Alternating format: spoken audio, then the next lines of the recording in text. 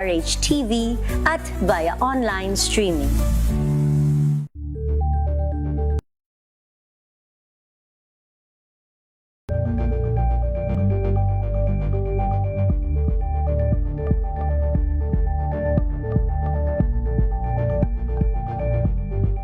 Maagang balitaan, maagang usapan sa mga issue at balita kasama si Kuya Angelo Palmones sa Magandang Umaga Pilipinas mula Lunes hanggang Biyernes.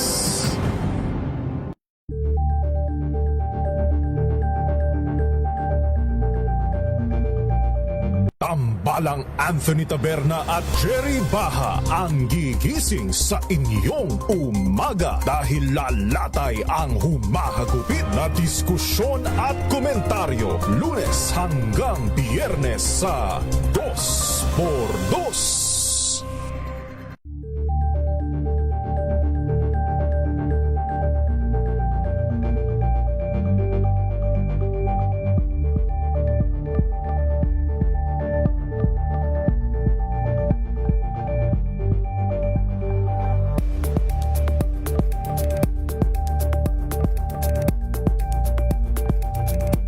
Alamin ang mga maiinit na isyung pambayan, mga balitang kailangan mong malaman, usapin sa pamahalaan, politika, ekonomiya at kabuhayan. Ito ang mga dapat mong malaman, pakialaman at pag-uusapan dahil kayo ang tinig ng mamamayan dito sa Damdaming Bayan. Live sa DZRH Radio, DZRH TV at DZRH Digital. Kasama sinalakay Deo Macalma at Elaine Apit. Araw-araw, Lunes hanggang Biyernes. Damdaming Bayan.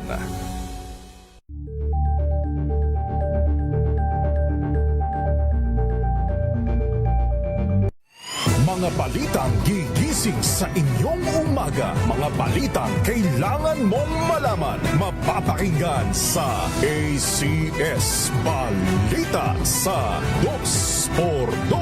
Kasama sina Anthony Taberna at Jerry Baha. Lunes hanggang Biyernes.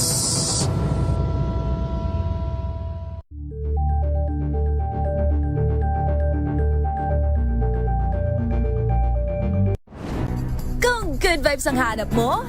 Dito ka na sa Sigurado! Extension. Ang programang ito ay hatid sa inyo ng Makati Medical Center, the hospital with a heart. Magandang gabi Pilipinas, Metro and Mega Manila. Samahan niyo po kami for 30 minutes at pag-usapan po natin ang ating kalusugan, pangangalaga ng ating katawan at pag-iwas sa iba't ibang karamdaman. Welcome po sa programang Lunas Extension sa DZRH at RH-TV. Makakasama po Ella ni Bensal at ngayong gabing ito sasamahan pa nga rin po tayo ng isa sa mga pinagkakatiwalaang hematology specialist ng Makati Medical Center. I-welcome po natin Dr. Mark Alan Lim. Good evening, Doc. Kumusta po? Hi, good evening, Elani. So, it's nice to be here. Yes, maraming salamat po, Doc, sa pagpapaunlak ng aming imbitasyon na makasama kayo ngayong gabing ito. Payday Thursday, huling araw sa buwan ng Abril.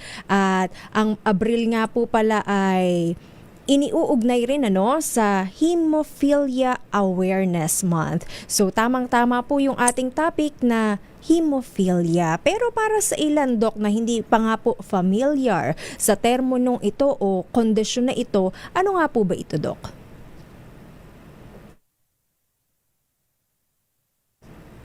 So ang hemophilia, isa siyang kondisyon sa dugo kung saan hindi niya napapatigil ng katawan natin ang pagdurugo agad, no? Ang problema dito is may problema sa pamumuo ng dugo. Usually kasi pagka in normal bleeding, pag nagkasugat tayo, namumuo yung dugo natin para tumigil yung excess bleeding. Pero sa hemophilia, hindi niya nagagawa to, kaya tumatagal yung pagdurugo ng katawan. At karaniwan nga rin daw po ito, Doc, nangyayari sa mga lalaki. Bakit po? Yes. Yung hemophilia kasi, well, most of the hemophilia is a hereditary condition. Ibig sabihin po is namamana-mana po to through the generations, no? nakukuha po to dun sa genes natin. And usually po, nakukuha po to sa X chromosomes or X genes. So yung mga lalaki, meron dalawang X chromosomes. Yung mga lalaki may isang X chromosome, habang yung mga babae is may dalawang X chromosome. So pagka kunyari, yung nanay nila is nila yung X chromosome na nanay na may apektadong hemophilia gene at naman ng lalaki, since isa lang yung X chromosome niya, mas na-express yung disease. Rather, pagka kunyari yung babae yung nakamana ng X chromosome na meron genes ng hemophilia, magiging carrier siya.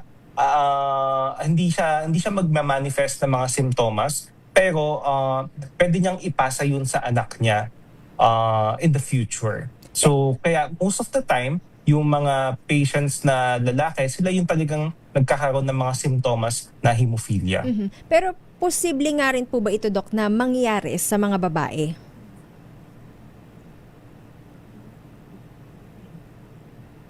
Yes, possible pa din, no? Although very rare, usually it happens pagka kunyari yung lalaki, yung tatay rather is meron ng hemophilia, tapos yung nanay is carrier din pala ng hemophilia gene. So pagka namana nung babaeng anak yung genes na hemophilia na yun, nagkakaroon din po sila ng hemophilia. Pero most commonly, to nakikita sa mga lalaki. At tinatawag nga rin daw po ito, Doc, na royal disease. Bakit nga po ba? Yes, this is called the royal disease, no? Kasi if looking back to the dynasties back then, no, Queen Victoria was actually a carrier of the hemophilia gene, and na-pass down niya to sa mga anak niya. One of the more popular na mga royals na meron hemophilia, if we would remember, is yung mga Tsar of Russia. If you remember, si Alexei, yung anak na lalaki na panganay ng Tsar of Russia, had ay hemophilia. And that's why, di ba, para siyang ginawa nung mommy niya is parang kumabit siya kay Rasputin kasi naniniwala siya na kayang pagalingin ni Rasputin yung anak niya na Alexei na meron hemophilia. So, sa madaling salita, Doc, pang mayamang sakit rin ito? Dahil mga royal blood ang nagkakaroon, ganun ba? No, not exactly, no. Kasi 'di ba, nagkataon lang na meron hemophilia yung si Queen Victoria.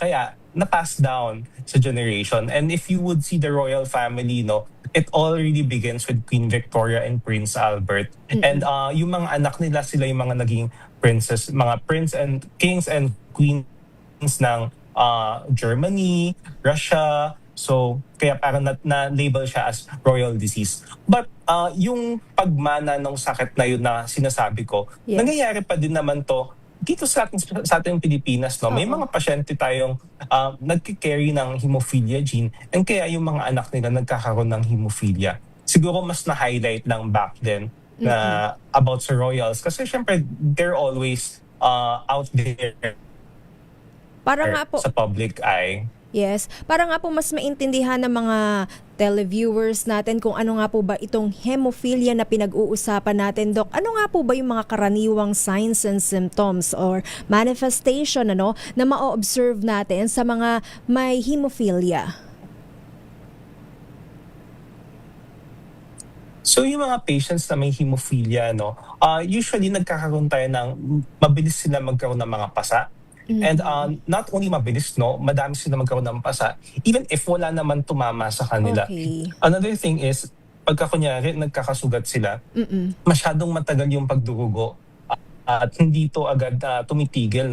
Usually, ang good marker natin yan, if kunyari may simple kang sugat, tapos dumugo to ng more than 10 minutes, medyo suspicious na kami doon.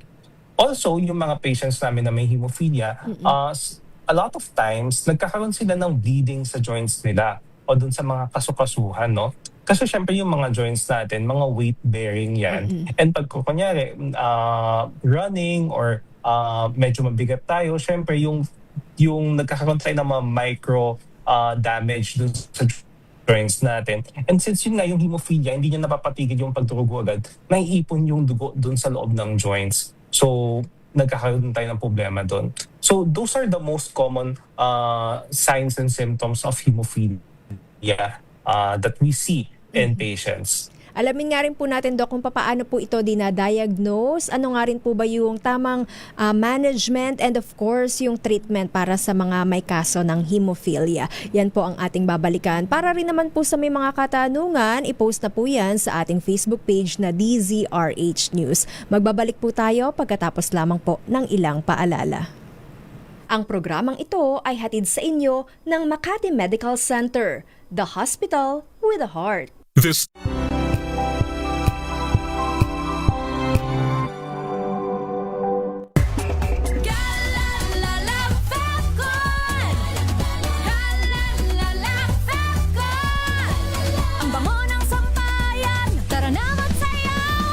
Fabcon, amoy nakaka-joyful.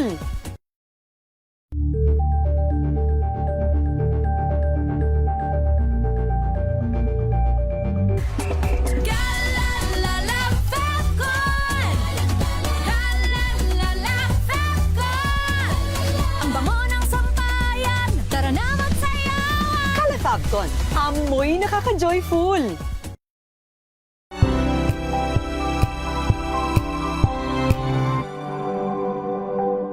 Hello, Washi! Laundry day na naman! Yay! Anong meron? Mancha ng chocolate, putik, may libag pa! Kaya natin yan!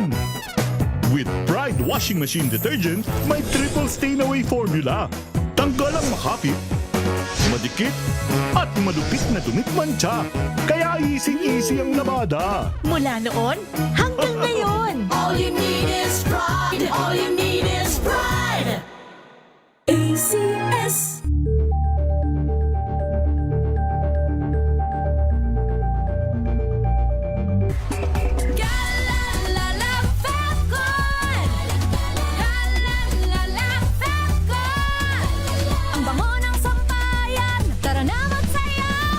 Fabcon, amoy nakaka-joyful.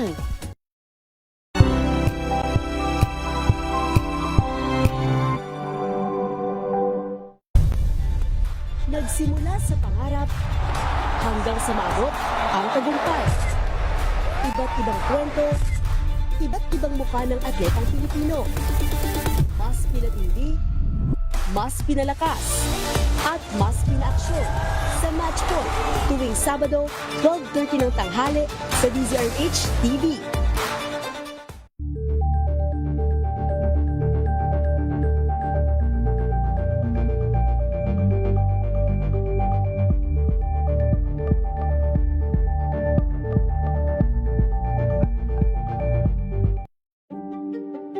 Buklatin ang mga pahina.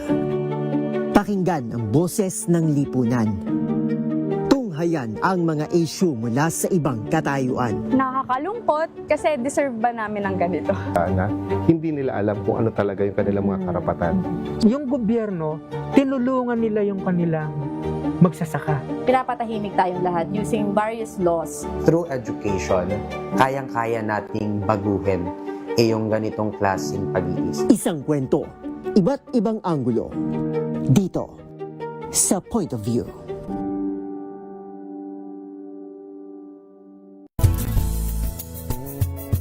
Number 1 na naman ang inyong DZRH sa latest survey ng Kantar Media na inilabas nitong January 2026. Hindi lang sa Metro Manila, kundi pati rin sa Mega Manila. Patunay na DZRH lang ang inyong tunay at totoong pinagkakatiwalaan.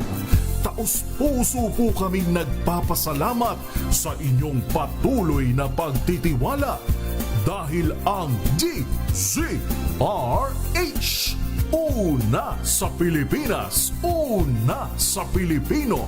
Saan ka man sa mundo, tayo Pilipino.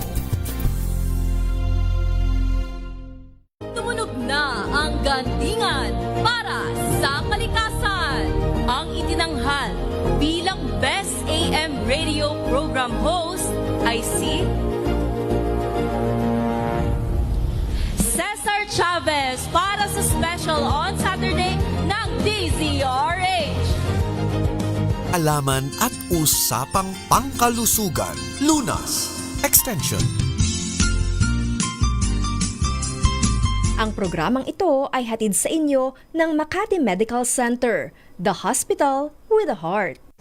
Nagbabalik po second part ng ating discussion dito pa rin po sa programang Lunas Extension sa DZRH at RHTV. Kasama pa rin po natin Dr. Mark Alan Lim ng Makati Medical Center, the hospital with a heart. Sa pagpapatuloy nga po, Doc, ng ating discussion para sa mga kakatune in rin lamang, pinag-uusapan po natin hemophilia at binabati nga rin po natin yung mga nakatune in sa atin via YouTube kay Beth Gray, kay Melvin at sa ating Facebook naman kay Ferrer Jericho at Margarita Guevara. Good evening po sa inyo at balikan nga rin lamang po natin, Doc, na yung kanina nga pong hemophilia is about excessive bleeding. Pero papaano kapag internal bleeding, mako-consider nga rin po ba yung hemophilia or papaano naman malalaman kung may internal bleeding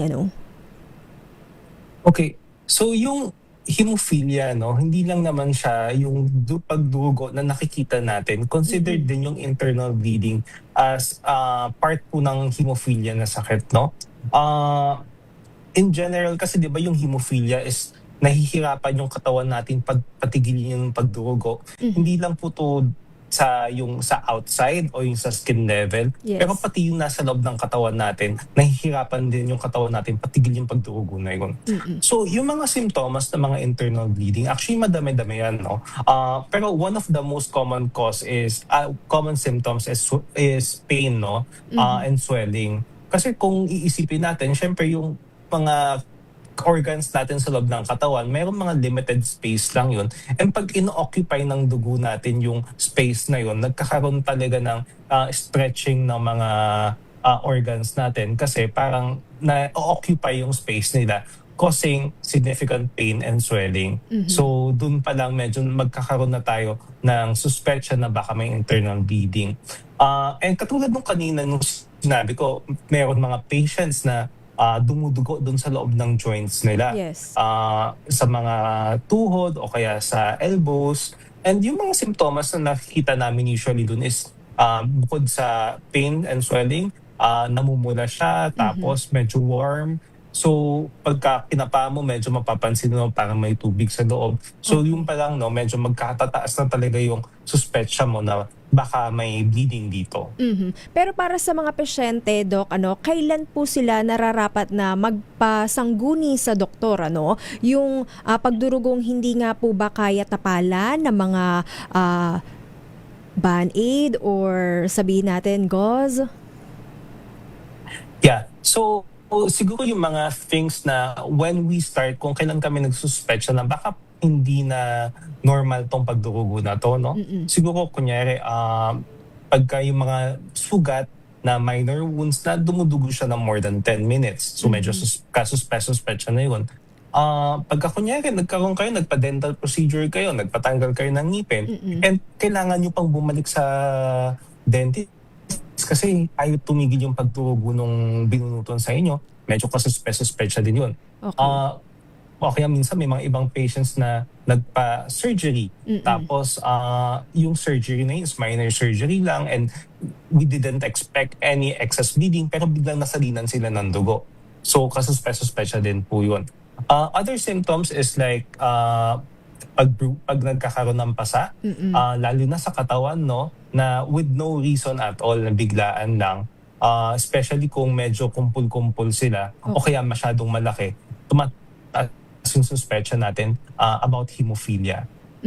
Sa lab work app naman po na nire-recommend natin, Doc, sa mga blood test, matutukoy nga po ba kung may hemophilia ang pasyente? Yes, we do medyo step-by-step approach kung paano natin ma-diagnose yung hemophilia.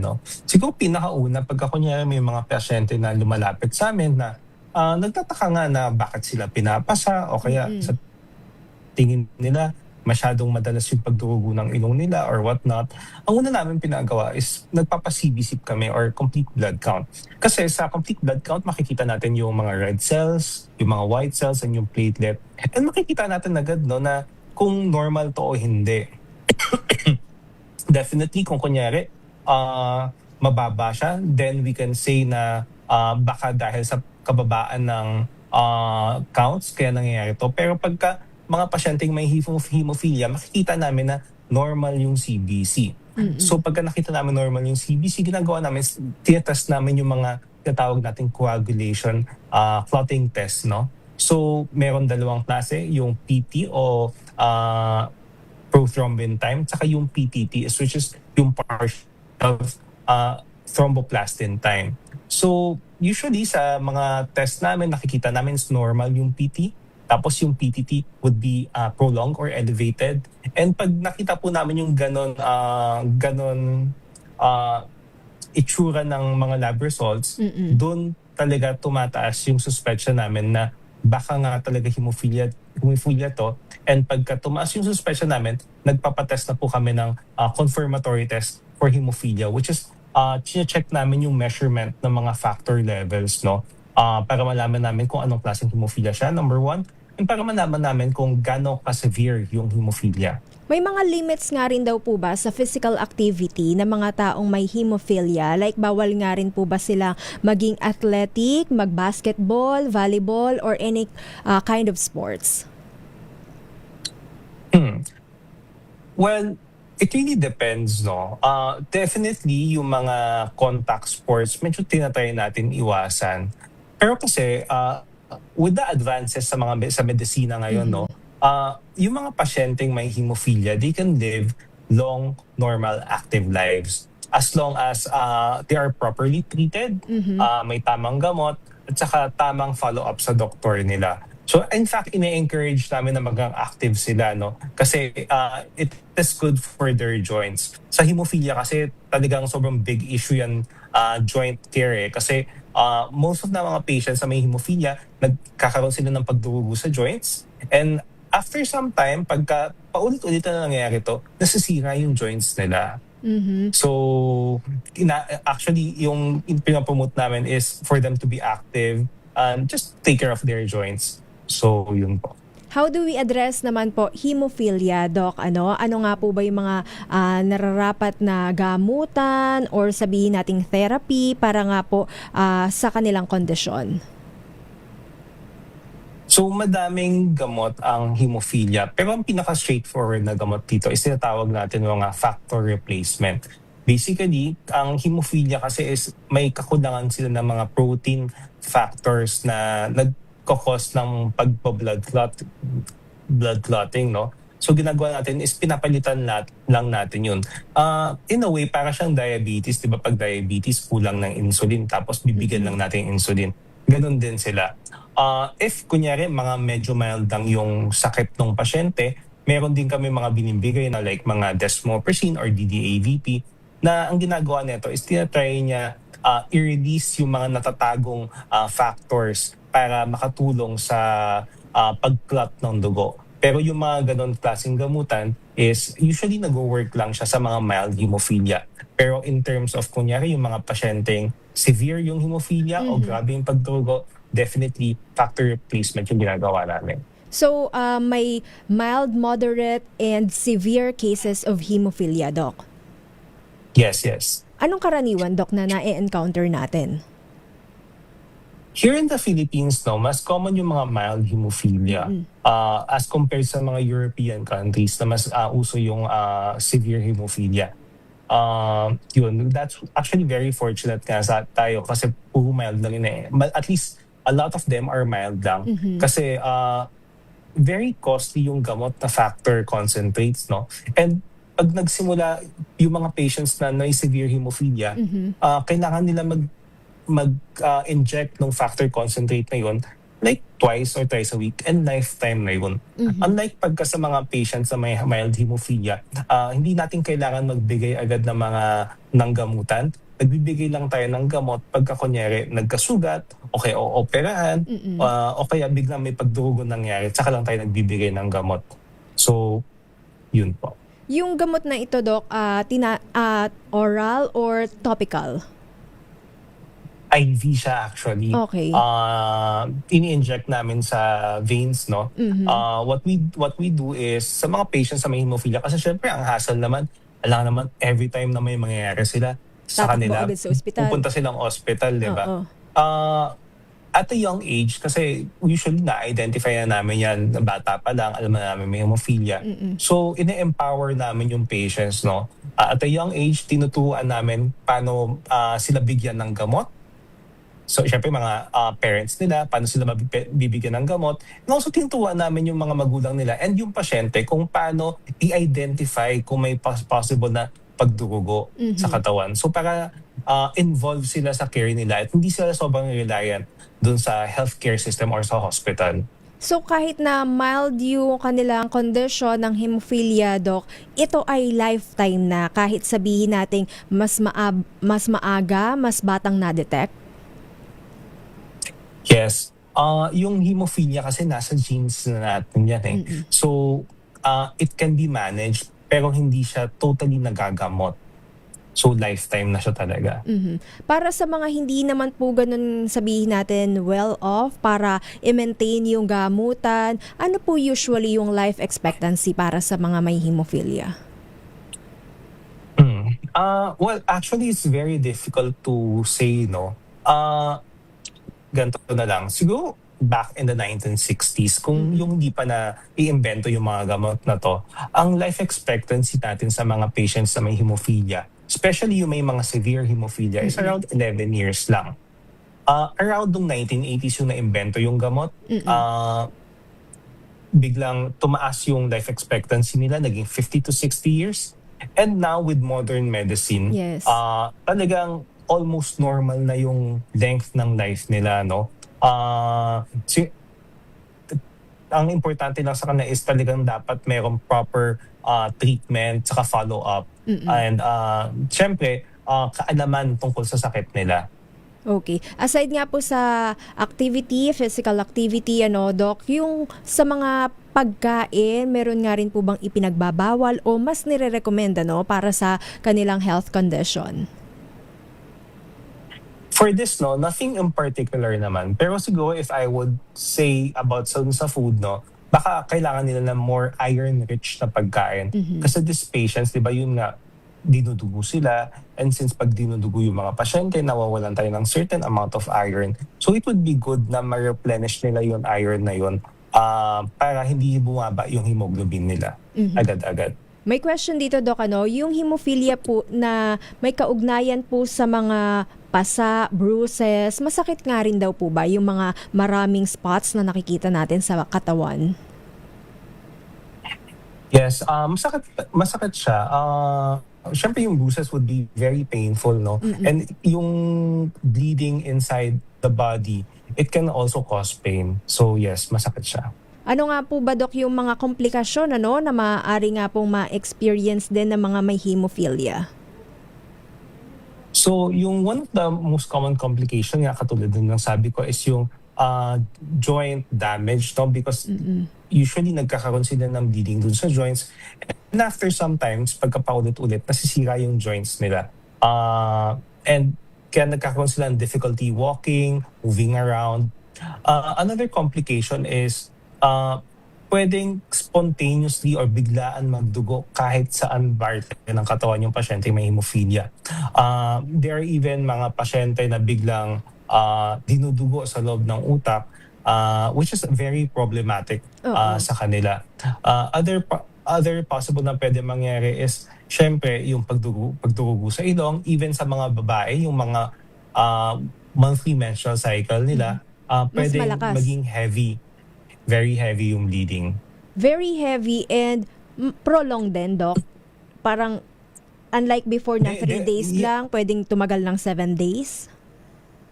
Yes, oo.